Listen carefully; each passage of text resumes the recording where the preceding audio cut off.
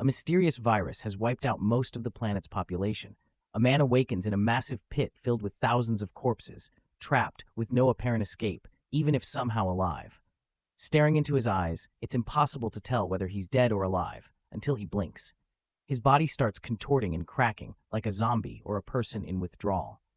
Once awake, the man takes in his surroundings and realizes he's in a deep grave of decaying bodies. He spots a woman's silhouette above him and pleads for help. After a brief pause, she throws him a rope and then quickly leaves. As he climbs out, he discovers a revolver among the bodies. After trekking through a dense, rainy forest under the cover of midnight, he stumbles upon a cabin. With the gun now loaded, he steps inside and finds a group of people deep in discussion, talking about whether to help the man in the pit. When they see him, chaos erupts. Guns are drawn, accusations fly, and they all begin blaming each other for the deaths and questioning whose house they are even in. The man explains he woke up in a pit of corpses, remembering nothing, and that the Asian woman helped him escape. The group immediately starts criticizing her for assisting a stranger, especially since none of them know who he is. But he doesn't know who they are either. Suddenly, one of the men on the floor starts screaming, his body contorting and cracking just like the man's had earlier. A blonde woman rushes to help him while the others watch in shock. The main character demands to know what's happening and what's wrong with the man. The screaming man insists he remembers nothing, and the blonde adds that none of them can recall anything about their past. The group reveals that they have no phones or computers to contact the outside world, but they do have plastic badges with names. The blonde introduces herself as Sharon. One man says his name is Michael, and another, armed with a rifle, is Lucas. The man who just woke up is Nathan. However, the Asian woman and the main character don't have any identification. She remains silent, constantly sketching hieroglyphs. The man tries to figure out why she saved him and what she's writing. The others tell him she's mute. She can hear but cannot speak, and she doesn't understand English.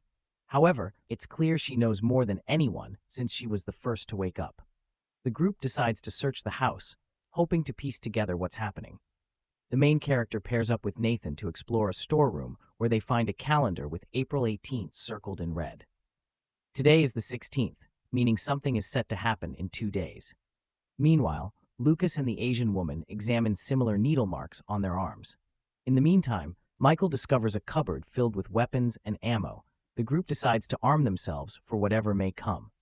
Sharon leads the main character to the showers, suggesting he clean up. Left alone, he experiences strange flashbacks for the first time. As he showers, he tries to recall who he is, his name, and what's supposed to happen on the 18th, but nothing comes to mind. Suddenly, someone shouts that the Asian woman has fled into the forest.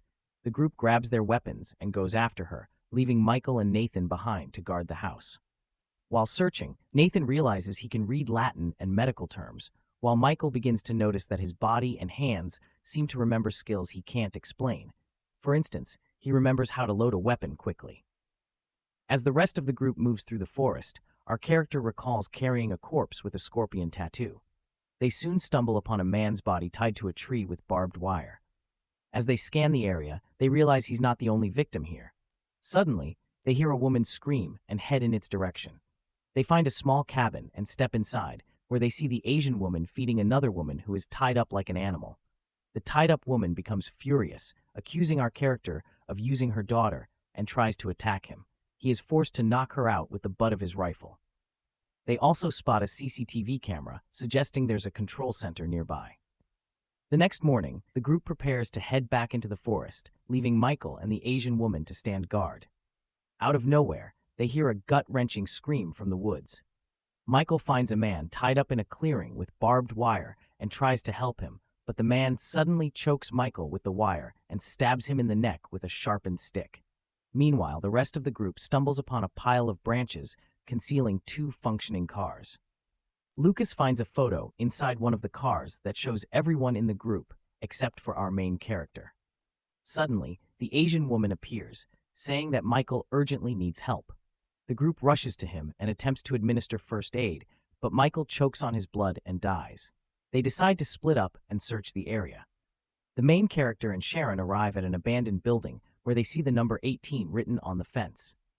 As they explore the place, Sharon spots a boy running by. They chase after him, but the boy locks himself in a storage room. Through a small gap, they can see the boy and try to question him. The boy yells for Jonah to leave, warning that they are coming tomorrow. The main character is shocked to finally learn his name, Jonah, and is surprised by the boy's knowledge. In a panic, the boy releases a Rottweiler, but luckily, the door is strong enough to hold it back. Frustrated, Jonah tries to break the lock with his rifle, but fails. Meanwhile, Nathan notices Lucas becoming ill.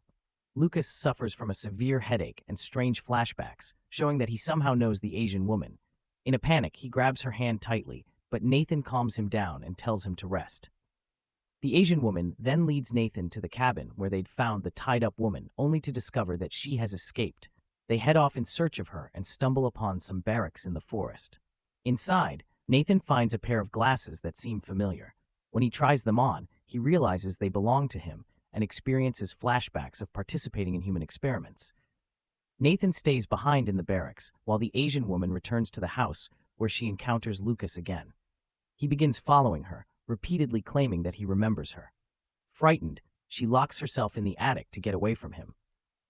As Lucas searches for the escaped woman, he stumbles upon a basement. Inside, he finds medical vials, dishes with human brains, and a control station for monitoring cells. Strangely, all the cells are now open. Meanwhile, Nathan continues searching the barracks. In one of the rooms, he hears a woman crying. When he opens the door, he sees the woman from the cabin holding her dead daughter in her arms. She accuses Nathan of being a murderer and tries to attack him, but he manages to close the bars just in time. As he exits the barracks, he notices strange people closing in on him from all directions, screaming and clutching their heads. In the house's basement, Lucas finds a video camera and watches a recording. In the footage, Jonah explains that it is the 96th day of an experiment, and one of the test subjects has finally shown positive reactions to the injections. However, there is an unintended side effect: memory loss. According to the video, the subjects initially lose consciousness and appear to nearly die, but then they wake up with no memory of what happened. Lucas and the Asian woman are shown to be among these subjects. Meanwhile, Jonah and Sharon return to the house, where an armed and furious Lucas is waiting. Pointing the rifle at Jonah, Lucas accuses him of being responsible for everything, claiming that the experiments were his doing, and there's video evidence to prove it. Sharon demands answers from Jonah, but he insists he still can't remember anything. Lucas then shows Sharon the video, and with tears in her eyes, she sides with Lucas. Jonah tries to defend himself, but Lucas knocks him out with the butt of his rifle. When Jonah comes to, he finds that Lucas has dragged him back to the pit filled with corpses and dumped him in. As he fights his way out of the bodies, he comes across the girl with the scorpion tattoo, the one he presumably killed. Lucas, now in a frenzy, rushes back to the house where Sharon and the mute woman are. He demands the car keys, but the women can tell he's not in his right mind. Sharon tries to calm him down, asking him to sit and relax, but Lucas becomes increasingly erratic. He pushes Sharon aside and chases the mute woman through the house. When he catches her, he violently attempts to assault her. Sharon arrives just in time, firing a warning shot to scare Lucas off. He jumps out of a window and flees into the forest. Back in the pit, Jonah is struggling to breathe when the Asian woman appears once again and throws him a rope. After climbing out, Jonah tells her to head home and stay away from him, while he sets out to find the boy, who might know something useful. Returning to the building, Jonah discovers what looks like a field hospital. Inside, he finds a map with a rope marked on it. He's hit with more flashbacks, this time of himself asking someone to transport a container, calling it their last chance. Jonah hears a noise and encounters two infected individuals. In the chaos, he drops the car keys, which are quickly grabbed by one of the crazed women. She swallows the keys and attacks him, forcing Jonah to kill her. Later, we see Jonah driving a car, the bloody keys hanging from the ignition. On the road, Jonah comes across a group of people, including the boy. The boy's infected mother is tied up in the car, while the grandmother points a rifle at Jonah, warning him not to come near them with any more injections. Jonah tries to figure out what he had done, but they drive off before he can get answers. Nearby, Jonah spots the container from his flashbacks next to an abandoned car. More memories flood in. He recalls developing a virus that destroys the human brain, while the life-saving vaccine is in those flasks, intended for military use. Inside the car, Jonah finds the driver's corpse and an ID card with the name Jonah Cook, his name. He also discovers a photo of himself and Sharon, smiling and happy. Suddenly, a car comes out of nowhere and crashes into Jonah's vehicle. Behind the wheel is Lucas, now severely ill. This rephrased version aims to improve clarity while keeping the original tone and meaning. Jonah tries to calm Lucas, explaining that he meant no harm. In fact, he was trying to help. He prepares to inject Lucas with the vaccine, but Lucas suddenly attacks, attempting to strangle him. Jonah hits him with a stone, and Lucas calms down slightly. Jonah urges him to hang on, but Lucas says it's a living hell inside his head. Just before Lucas dies, he has flashbacks of thanking Jonah, along with the others, for saving their lives and restoring their memories. They had even toasted to their survival, but their celebration was cut short when an infected woman broke free from her cell, showing that not everyone had been saved. Meanwhile, Nathan regains consciousness, remembers everything, and rushes to find Jonah. He makes it to the house where Sharon is, and together they fend off the infected attacking from outside. Jonah races to their aid, and along the way, he experiences his final flashbacks of when everything started to fall apart. He remembers gathering everyone in the house to administer the vaccine, but an infected person pushed him into the pit of corpses before he could finish. Realizing he had been bitten, Jonah injected himself. As dawn breaks on the 18th, Nathan and Sharon continue to fight off the infected, while Jonah hurries to help. The sound of helicopters signals the arrival of the rescue team, and the infected begin to die one by one. Nathan suddenly recalls that the rescue mission was scheduled for the 18th. He frantically tries to signal the military, begging them not to shoot. However, the soldiers have strict orders to leave no survivors, and they kill Nathan. Jonah and Sharon, horrified, try to hide, while the mute girl escapes into the forest. On their way, Sharon begins to feel weak and realizes she was stabbed by the infected woman from the cabin. Jonah takes her to the pit of corpses, where they fall, hiding from the military. They inject themselves with the vaccine again, and Sharon hands Jonah a note to help him remember everything. The military arrives and throws more bodies into the pit, unaware of the survivors hiding below.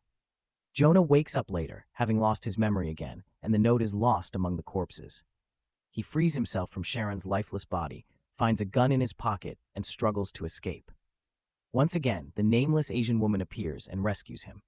In the final moments, Sharon's voice can be heard off-screen, reading the note. It reveals that they were doctors fighting a deadly epidemic, and the mute woman holds the key to the cure, as she has a natural immunity to the virus. It is crucial to protect her to save humanity. In the last scene, Jonah and the mute woman stand at the edge of a massive pit filled with thousands of corpses. Thank you all for watching. Don't forget to subscribe to our channel, give us a like, and share your movie suggestions in the comments. We'll be back soon with more high-quality content to brighten your day. See you next time.